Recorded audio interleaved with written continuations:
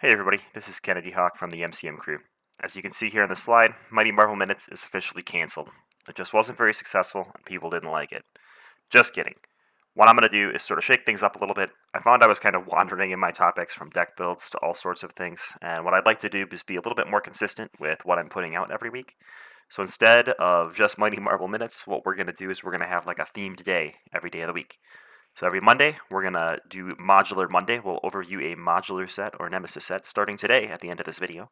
Every Tuesday, we're going to do a tier list, and we'll tier list all sorts of things from hero signature cards to obligations to the best zero cost event in the game, all sorts of topics within Marvel Champions. People love tier lists. They like to tell me how wrong I am, and you will get your chance every Tuesday.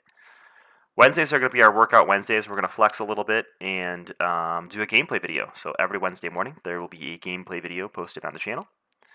Thursdays, we're going to get into a technical topic. So we're going to do one of our hero or villain strategy guides / overviews. Those are a little bit longer of videos, but they're ones that I think are really useful to have. And hopefully by the time we finish this up, we'll have an overview of every hero and villain in Marvel Champions.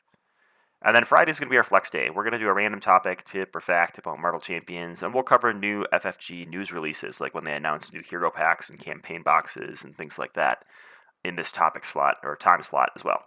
So that's what we have coming up for the next foreseeable future until I get burnt out and decide to shake it up again. But for now, you can expect a modular Monday every Monday, a tier list every Tuesday, a gameplay video every Wednesday, a technical topic on Thursdays, and Friday, just something random, whatever's on my mind.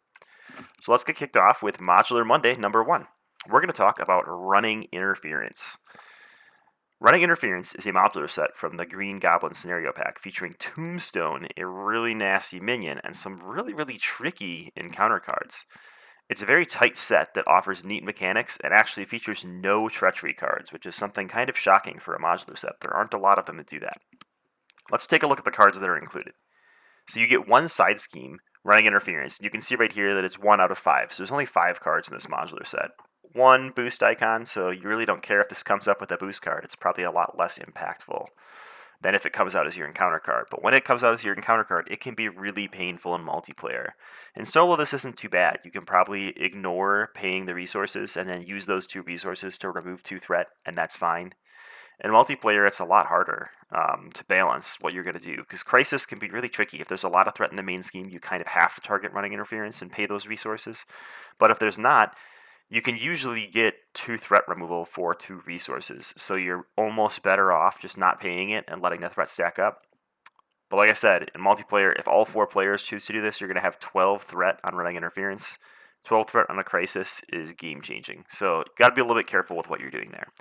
You're going to see a lot of mental and physical resources printed on these cards. We also have the signature minion in this set, Tombstone, 2 scheme, 3 attack, and 9 health. That's right, a swinging web kick will not take him down alone. He's not necessarily Ronin modular set levels of scary, but 9 health is nothing to sneeze at. A lot harder in solo than multiplayer, obviously. And this is not a minion that we can tank, unless we're going to bring things that sort of like delay him, like Spider-Girl. So force response after Tombstone attacks and damages you, discard a mental or physical resource from your hand if able. So you're going to need to find ways to mitigate his damage or remove him from the board, or play some tricky hand things to either eliminate all the mental and physical resources from your hand, or make it so that you have lots of them and can pick like the least hurtful thing to your hand. He's a really tough card to draw. He has 2 boost icons, which I like. He's a little bit counterbalanced. I still think almost every card in this set is worse as an encounter card than it is as a boost card. There's not a lot of equivalencing here, but ultimately still a really fun set. He does have the criminal trait, so that's pretty cool. So he'll work with those space pirates, if you will, if you wanted to put 2 modular sets in. And he's just a nasty boy. All right, we've got 3 attachments. So instead of treachery cards, we have attachments in this set. We have all tied up. Attached to your identity card. Attached character cannot ready or change form. Don't forget the or change form part. Spend a mental and physical resource to discard this card. That sounds brutal. We'll get into that one here in a little bit. And we've got 2 copies of media coverage, and this is the card we're going to spend the most time on, so I won't dwell on it here, but attached to your identity card, resolve each when revealed ability that you reveal 1 additional time. Spend a mental resource in alter ego form to discard this card. So only 1 resource, but it's because it's a real nasty effect. So let's do a rundown. There were 5 cards, so this is a very small set. We had 5 total boost icons. We had 3-1, 1-0, and 1-2. So it's very low for boosting. It's not gonna make the villain come swinging at you. Rhino's not gonna be swinging for 10 all the time because there's a bunch of 3 icon cards. But they have really impactful board state changes when they come up as a treachery card. So this is one of those kits that you include. It feels a lot like a Galaxy's Most Wanted kit, where things are so much worse as a treachery card than a boost card sometimes that it can make your games quite swingy, right? If you have a game where you see all 5 of these as boost cards, you're probably going to win. But if you see all 5 as your encounter card for the turn, then it's going to be pretty brutal. All the cards interact with mental and physical resources, so it's kind of a hard counter to those energy spam decks because you're not going to be able to interact with these cards at all if you thin your deck down to 25 energy resources. And that can be good and bad depending on which card we're talking about. Let's go card by card and just talk a little bit about each one, just a couple sentences. So the side scheme can be killer in multiplayer if all the players can't pay the resources. Like I said, this is going to be 12 threat. At the same time, I really think sometimes not paying this is probably okay. It's only going to start in 4-player at 4 threat. So if you all pay 8 resources instead of 12 threat, it's at 4. But 8 resources to remove 8 threat is a really low ratio. So if you have a Justice player and they have a 4 Justice in hand, they're already better off just playing 4 Justice and removing 4, because that makes up 2 players' deficits instead of 1. So really think about what the Justice player has in their hand. Obviously, if you have no thwarting potential in your hand and this comes out, you're probably better off paying the 2. But if you have a thwart in your hand, see if you can get more than 2 threat for those resources, because you'll probably contribute to the team better that way. You might want to bring some kind of filtering if you are running energy resources only, so you have the option of doing this. So if you're spamming to an energy deck, bring something like an enhanced physique or an enhanced awareness so that you can have something that's ready to deal with all these mental and physical cards. All right, Tombstone. He is beefy, 9 hit points, and his effect doesn't hurt you if you have no mental and physical resources. So at first I was thinking, okay, well, just make an energy deck, then you never have to worry about Tombstone. But that dooms you for the other 4 cards in the set. There's cards that will end your game if you draw them, if you can't draw into mental or physical resources. So you kind of need to include them. And what really stinks is when Tombstone attacks you and you have 1 mental or physical card in your hand, and it's the most important card for your turn, because then he discards it and you didn't get a choice. So I almost like to include more mental and physical than energy when I'm going up against Tombstone, because then if he attacks me, okay, he attacks me, I have a hand size of 5, 4 of my cards are my options of what to discard. So I can choose which is the least impactful thing for me to discard the one that matters the least, and then still have a pretty good turn. If you don't get that choice, you're giving something to the villain rather than letting you have the power to sort of control your destiny. You'll want to take big, efficient attacks. Tanking him really isn't an option. I mean, you can play Spider-Girl and let him sit around for 2 turns, which you can do with every minion, right? But he's rough. 3 attack and 2 scheme is not something you can leave on the board for when you draw gang up and other nasty things. So you're going to have to get rid of him unless you can swing for lethal real soon. All right, all tied up. This is like a Quicksilver and Captain America Silver Bullet. Those characters cannot ready. And this affects your ready in the middle of the round, too, at the end of the hero phase. So you're just, once you're exhausted, you are stuck exhausted. So one thing you could do is you can leave yourself ready. That way you're ready for like that defense you need when you draw an assault, or you're ready for that thwarting when you really need it. But the best thing to do is just get rid of it. It doesn't require you to go to Alter Ego, so you just have to draw into those mental and physical resources. And this is why you can't just make an energy deck to counter Tombstone, because then if you get all tied up, you basically eliminated your hero stats for the rest of the game, or your Miss Marvel ability, or whatever it is, which is really, really bad.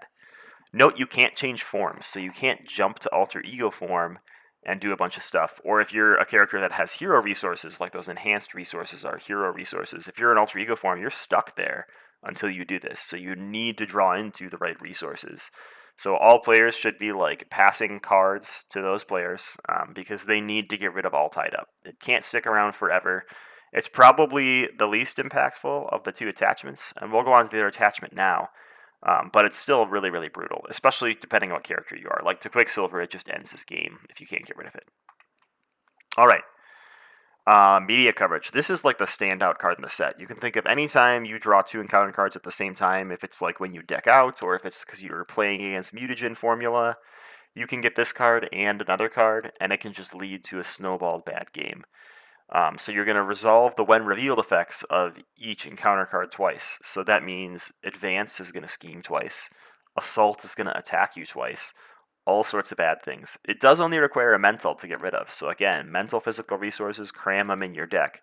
But you're going to have to flip down to do that. So it's also going to like allow the villain to scheme against you so that you can get rid of this card. So you're going to want to bring some thwart to counteract that as well. It can be really game swingy. I just wanted to show you an example. Like with Assault, if you have media coverage and you draw Assault, even if you're in alter ego form, this card's going to gain Surge twice. So you're going to end up turning an Assault into an Under Fire, and you're going to draw 2 more cards because of it. So media coverage is not a card that can stick around, and it stacks. If you get 2 media coverage on you, you're going to be resolving when revealed effects 3 times. Like, double advances lose games, triple advances certainly seal games to doom. So never let media coverage sit out. It is probably the most annoying card in his set. Luckily, it's the easiest to remove. You only need 1 resource. But you do have to go to alter ego form and allow the villain to place some threat to do so. So you're going to want to keep threat under control and never be at that hairy edge where if you draw media coverage, you're like, well, I have to leave this because I can't afford to flip down, because that's when things start to snowball into a bad day. All right, so just some general tips against this set. Like I've said about 100 times in this video, bring mental and physical resources. You need them. You can go the energy route, but it's going to be painful when you draw into these other cards and can't get rid of them for multiple turns. If you're going to go the energy route, consider bringing like an enhanced physique and an enhanced awareness. Or if the energy route just needs energy resources like Thor and Captain Marvel, maybe bring enhanced reflexes so you can get those energy resources from your enhanced card, and you can let the other cards in your deck be mental and physical, because you're going to want to have those resource types to be able to counter all of these cards. Another important thing to point out for media coverage is if you cancel the when revealed effects of the card, you also cancel the copy of it, because the when revealed technically never happens. So look for something like Enhanced Spider Sense or anything that cancels the when revealed effects on a card, because it's going to kind of like save you from that media coverage double scheme or double attack, which can be really brutal. So that was our first Monday modulars. So let me know what fun scenarios you've played with the set running interference, and what villains you like to play against that are using running interference, and what heroes are really strong or heroes are really weak against it, because I'd really like to know what people think about this modular set. I found that it's one of the most interesting modular sets in Green Goblin, but it's probably one of the least played because the boost icons are so low. People think that, oh, this is just going to be a breeze, but it can really be swingy. So I encourage you to try it out and enjoy it. Thanks for tuning in, and have a great Monday.